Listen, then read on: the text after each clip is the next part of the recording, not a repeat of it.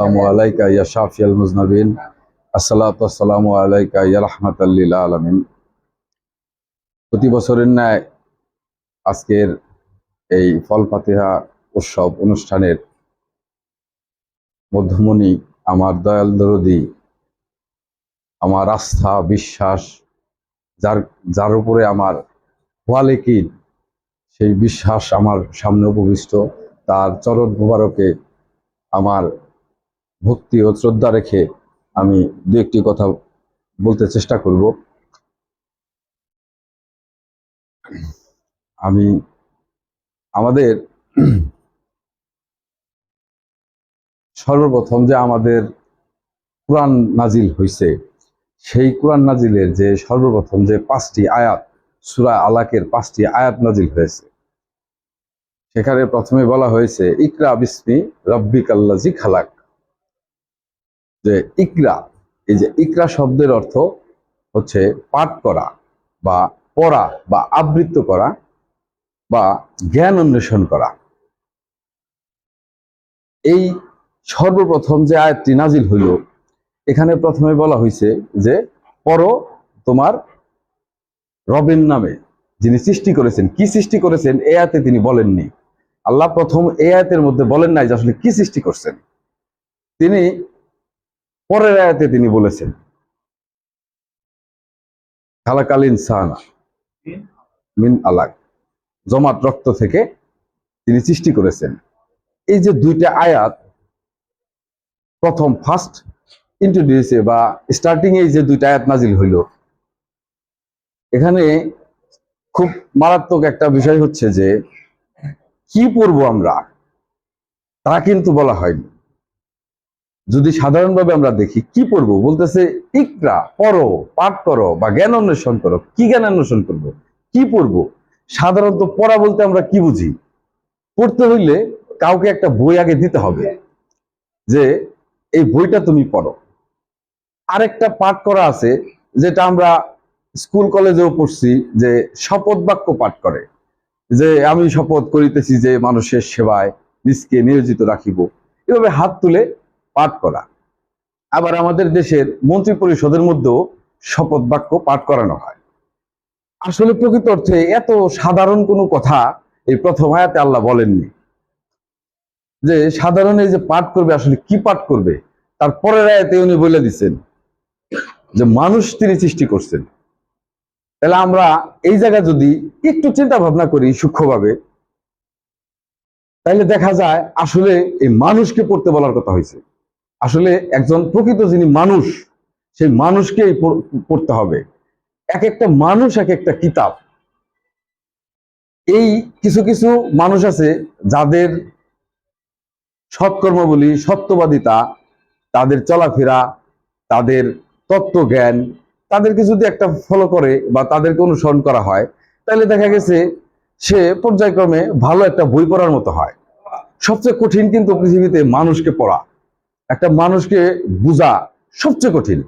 সে যত কাছের বন্ধু হোক আর যত দূরের শত্রু হোক, তাকে বোঝা সবচেয়ে কঠিন। এই জটিল বইকে পড়ার কথাই বলা হয়েছে। তো এখানে এই পরবর্তীতে আল্লাহ আবারও বলছে ইকরা, আবারও বলছে পড়ো। তৃতীয় আয়াতে আবারও পড়তে বলছে, বলছে যে আল্লাহ এখানে মহিমান্বিত। তারপরের আয়াতে কিন্তু আবার আল্লাহ সেখানে বলতেছে যে মানুষকে শিক্ষা দিছি আমি কলম দ্বারা। এখন 4 নম্বর আয়াতে বলছে কলম দ্বারা শিক্ষা দিছে। তো সেই কলম কি আসলে, কলম দ্বারা যে শিক্ষা দিল, এটা কি কালির কলম? এই কোরআন কি কোনো কালির কলমে নাজিল হয়েছে? কিভাবে নাজিল হইলো এই কোরআন? কোথায় নাজিল হয়েছে? যেখানে কোরআনে আয়াত আছে আরো অনেকে, যেখানে যে পাহাড় যদি এই কোরআনের ভার বহন করতে চাইতো, পাহাড় পুড়ে যাইতো। সাগরে দিলে সাগরও সেটা লোড নিতে পারতো না। তাহলে আসলে এই কোরআন জিনিসটা কি যেটা নাজিল হইল? আর নাজিল মানে কি? নাজিলটা হয় কিভাবে? এটা কি কোনো তার বার্তা হয়ে আসে? এটা কি উপর থেকে কেউ দেয় বা কোনো ত্রাম্য খণ্ডে লেখা কিতাব কি আসছে? এই আয়াতের মধ্যে এত মারাত্মক তথ্য প্রথম 5 আয়াতের মধ্যেই, যে কলম দ্বারা শিক্ষা দিচ্ছেন। যা মানুষ 5 নম্বরে যা মানুষ জানতো না। আসলে মানুষ জানতো না নাকি? আল্লাহ যে বলতেছে যে কলম দ্বারা শিক্ষা দিছে, জানতো না। কলমের কালিতে কিন্তু এই কোরআন নাজিল হয় নাই। আমরা যে লিখিত গ্রন্থ কিতাব কোরআনটি পাই, এখানে কলমের কালি দ্বারা লেখা হয় কাগজের উপরে। আর ওই কোরআন, ওই কোরআনটা কিন্তু এই কলমের যে কালি, সেই কালি কিন্তু আহ, সাধারণ কোনো যে কালিদা লিখছে এরকম কোনো বিষয় না। আবার মানুষ জানতো না, তাহলে কি জানতো না? মানুষ যখন এই পৃথিবীতে আসছে, আমরা যারা সবাইকে মানুষ মনে করতেছি, আসলে কিন্তু আমরা এরা সব প্রাণী জগৎ, এগুলা কিন্তু আসলে একটাও মানুষ না। আমরা পৃথিবীতে যত জীব দেখি এরা সবাই হচ্ছে জীব, আমিও জীব, সবাই এরকম জীব। কিন্তু এর মধ্যে থেকেই এই এই যে এটা 18,000 মাকলুকাতভুক্ত, এনে ইনসানিয়াত জামাত কিন্তু নাই। এটা চৌঠা আসমান। যে ইনসানিয়াত, যে মানুষ, যে মানুষের কথা বলা হয়েছে, সেই মানুষটাই হলো কিতাব, তাকে পাঠ করতে বলা হয়েছে। অর্থাৎ আমাকে এই আয়াতে সর্বপ্রথমে আমাদেরকে যে দিক নির্দেশনা দেওয়া হয়েছে, আদেশ নির্দেশ দেওয়া হয়েছে, সেটা হচ্ছে সৃষ্টি রহস্যের জ্ঞান অর্জন করা। অর্থাৎ বলা হলো যে তোমাকে রক্ত, জমাট রক্ত থেকে তৈরি করা হয়েছে। তাহলে আমাদেরকে দেখতে হবে জমাট রক্ত জিনিসটা আসলে কি। এই জমাট রক্তটা জমাট কিভাবে পাবে, এই রক্ত কিভাবে সৃষ্টি হয় আমার দেহের মধ্যে, এই রক্ত যে সৃষ্টি হয় কি উপকরণ লাগে, সেই উপকরণ আবার কোন উপকরণ দ্বারা সৃষ্টি, সেই পর্যন্ত আমাদেরকে হাত দিতে হবে। আমাদেরকে দেখতে হবে এটা কিভাবে সৃষ্টি হয়েছে। এজন্য এটা সৃষ্টি রহস্যের জ্ঞান। এজন্য আমি একটা বিষয় আমি রিয়েলাইজ করছি যে আমাদের এই অনেক তরিকা আছে, এই যে চিশতিয়া নিজামিয়া তরিকা, সৃষ্টি রহস্যের জ্ঞান। I can challenge anybody any how in the world, Chishtia তরিকা ছাড়া কোনো তরিকার মধ্যে সৃষ্টি রহস্যের জ্ঞান নাই, সে যে তরিকাই হোক। আমি কাউকে ছোট বড় করার জন্য বলছি না, এটা ইউনিভার্সাল ট্রুথ। সত্য মানতে হবে, সত্য এক এবং অভিন্ন। ইচ্ছাই হোক অনিচ্ছাই হোক, সত্য মেনে নিতে হবে, কোনো এর না মানার কোনো সুযোগ নাই। এখানে প্রথম যে 5টা আয়াতের মধ্যে এত মারাত্মক কথা আমাদেরকে বলা হইল যে আমাদের সৃষ্টি রহস্যের জ্ঞান অর্জন করা উচিত, এটাই এখানে বলা হয়েছে। তা আমাদের এখানে আসার পরে এই যে বাজানের সাথে ওই যে উনি একজন মুরব্বী, উনি একটা কথা বলতেছিলেন, বাজান বলছে এখানে যে এই যে একটা ট্রেনের বগির মধ্যে যদি লাগায়, অর্থাৎ মুর্শিদের সাথে লাগায়, একটা আরেকটা টাইনা নেয়। হ্যাঁ, টাইনা নেয়, কিন্তু সমস্যা হইতেছে সব কিন্তু বগি না।